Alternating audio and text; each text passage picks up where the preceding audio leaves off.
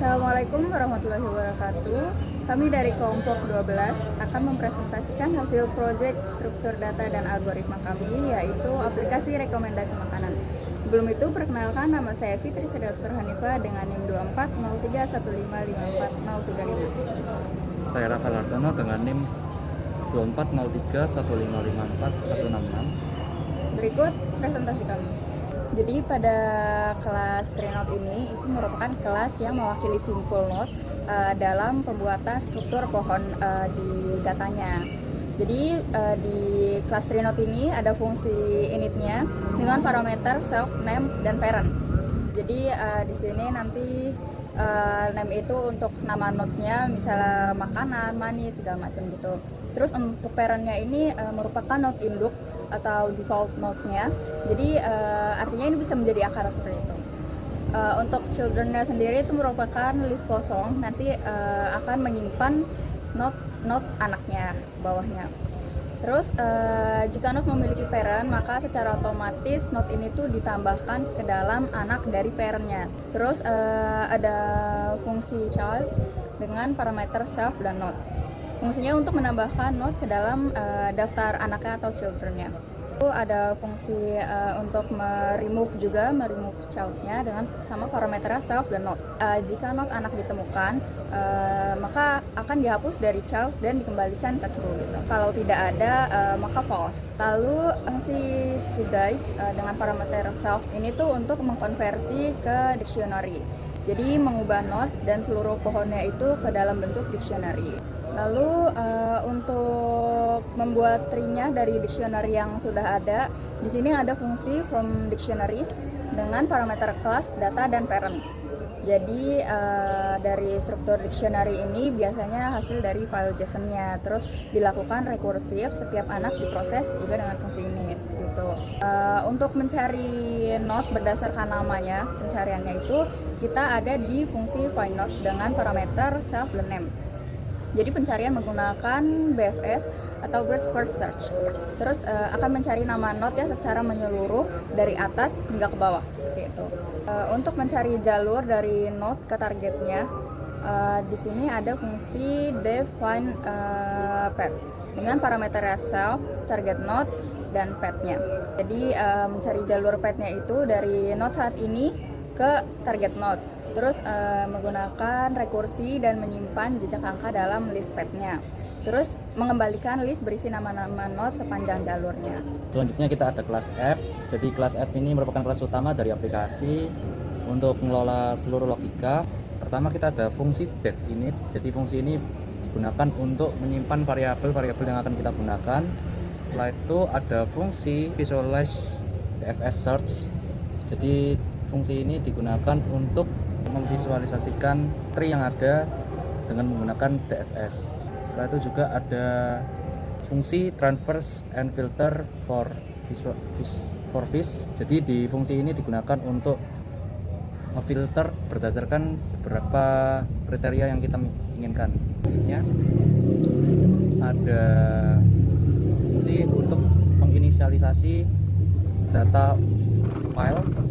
Ini untuk mengambil JSON, akan memeriksa apakah ada file JSON atau tidak. Ada fungsi parse new JSON structure untuk membuat struktur dari JSON-nya.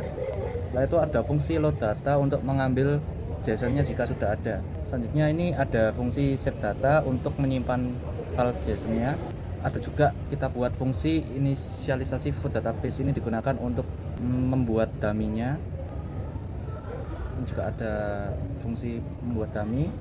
Dari fungsi yang membuat dummy, di create dummy database yang masih berupa list, nanti kita buat menjadi tree dengan fungsi add dummy nodes recursively. Setelah itu ada fungsi create widgets, ini digunakan untuk membuat semacam tombol-tombol dan juga UI dari aplikasinya. Dev setup margin widgets ini merupakan fungsi yang digunakan untuk membuat tampilan awal dari UI-nya. Dev setup register widgets ini buat UI untuk registernya.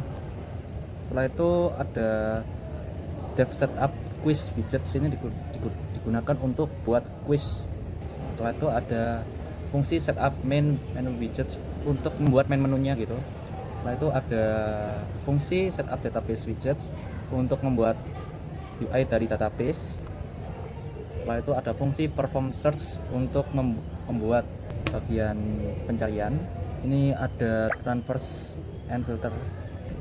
Ini fungsi setup search widgets ini digunakan untuk UI dari menu pencarian. Setelah itu ada fungsi dev setup food search kriteria widgets. Ini UI untuk mencari kriteria dari pencariannya. Setelah itu ada fungsi setup drink search kriteria. Ini merupakan UI untuk kriteria dari minuman. Setelah itu ada fungsi update search kriteria option, gunakan untuk mengatur dari kriteria yang kita gunakan untuk diupdate gitu ya. Setelah itu ada fungsi setup history widget untuk tampilan dari lognya gitu. Setelah itu ada fungsi setup profile widget, gunakan untuk UI dari tampilan halaman profil. Setelah itu ada update profile widget info untuk menyimpan yang sudah kita minta tadi ke tampilan profilnya. Setelah itu ada fungsi update history info yang digunakan untuk mengupdate historinya. Setelah itu ada fungsi show login yang digunakan untuk tampilan loginnya. Ada show register untuk menampilkan registernya. Show quiz yang digunakan untuk menampilkan dari quiznya. Setelah itu ada show main menu untuk menampilkan main menu. Fungsi show database yang digunakan untuk menampilkan database. Fungsi show search yang digunakan untuk menampilkan pencariannya. Ada fungsi show history untuk menampilkan riwayatnya. Setelah itu ada fungsi show profile untuk menampilkan profil dari user. Setelah itu ada fungsi hide all frames, ini untuk menyembunyikan halaman-halaman yang sebelumnya sudah digunakan, jadi nanti nggak digunakan lagi. Selanjutnya kita ada di fungsi login. Logika loginnya kurang lebih seperti ini. Ada fungsi register juga, logikanya seperti ini. Setelah itu ada submit quiz, ini merupakan seperti backend dari quiznya. Setelah itu ada logout. Selanjutnya ada fungsi untuk memvisualisasikan tree-nya. Selanjutnya ada kelas DFS Search Visualization Window yang digunakan untuk memvisualisasikan dari algoritma DFS yang ada.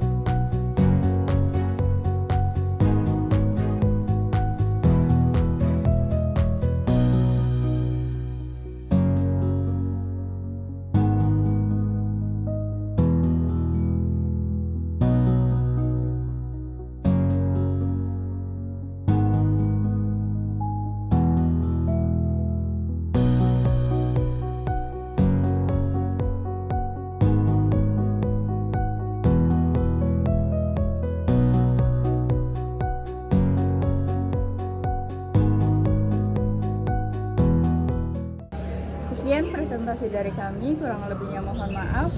Assalamualaikum warahmatullahi wabarakatuh.